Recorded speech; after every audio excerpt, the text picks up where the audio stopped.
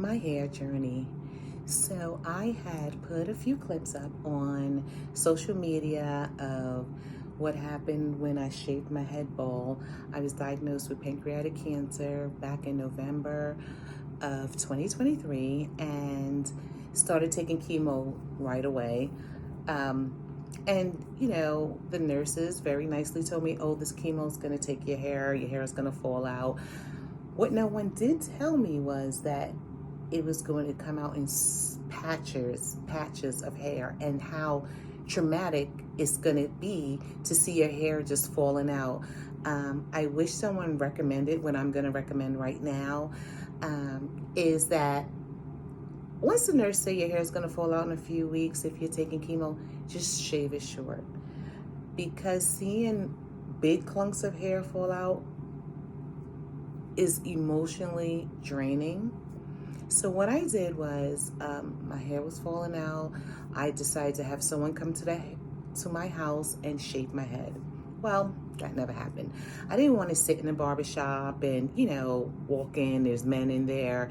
I'm already embarrassed about the clumps of hair that came out, and also still trying to figure out this new norm of my life and, navigate through it. So, the person never showed up, which is okay because they had a busy schedule and I asked last minute. So I decided to get up one morning and not tell my family, and I went into a barber shop, random. And I asked the guy, can he cut my hair? And he said he has someone in a chair, and he was starting to say that he can't do it. He has someone else coming in. And I broke down crying. And I was crying uncontrollably, and telling him that, I was just diagnosed with cancer, my hair was falling out in clumps, and he just stopped me and was like, okay, I'll do it. So he finished up with the other guy, and as soon as I got in his chair, he grabbed my hand and he started to pray with me.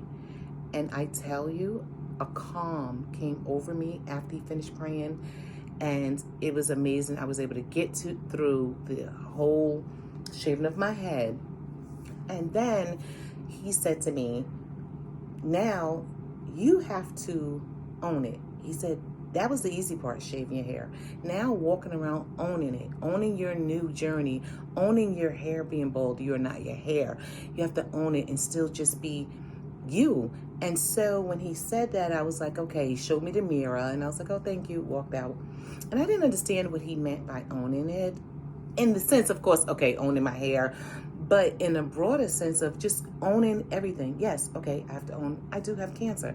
I have to own, yes, I don't have hair. I have to own, yes, I'm going to be sick with chemo. I have to own this whole new journey, because as I read before, this is just a chapter in my book. This is not the entire book, right? So in this chapter of my book of life, this is what I'm going through. And so when he said that, I was like, okay. So I decided to put a few clips up on social media, and I have had such an outpour of women messaging me, telling me about their journey, not specifically with cancer, but more of their hair journey, about having alopecia and shaving their head bald, and me coming on and just expressing and sharing my journey with them has made them take off their hats and their scarves inside of their home. And I had someone say their children has never seen their hair. I had someone say their husband, they're walking around with their husband, and just me sharing my journey and me being brave, which I didn't see it as being brave, has helped them. And so I felt like, hey, I'm gonna do this video. So only advice I can give about hair is, as soon as you start taking chemo, just cut your hair short. So if little patches fall out, is not as, I guess, hard as it is seeing just your hair clumps, bald spots in various places of your hair.